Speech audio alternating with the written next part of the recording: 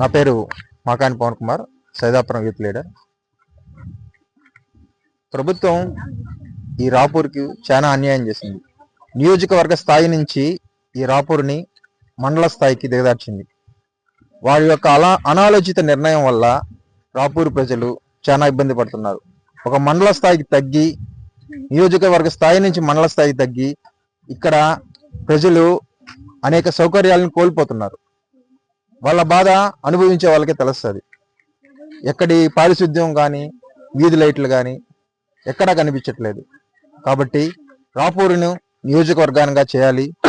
ఈ రాపూరును నెల్లూరు జిల్లాలోనే ఉంచి తిరుపతి జిల్లా మాకొద్దు అనే నినాదంతో కథం తొక్కిన మన షఫీ కానీ, నేను కానీ, మిగతా జేఏసీ వాళ్ళు కానీ ఎంతో ఉద్యమిస్తున్నారు. ప్రభుత్వం ఇప్పటికైనా మొద్దు నిద్ర వదిలి స్పందించి ఈ రాపూరును, కలువాయిని, సైదాపురాన్ని ఖచ్చితంగా నెల్లూరు జిల్లాలో ఉంచాలని, లేకపోతే రాపూరును నియోజకవర్గంగా చేయాలని, లేకపోతే గూడూరుని ఒక జిల్లాగా చేసి వీటన్నింటినీ గూడూరు జిల్లాలో కలపాలని మేము సైదాపురం యూత్ తరపున తెలియజేస్తున్నాం. Thank you.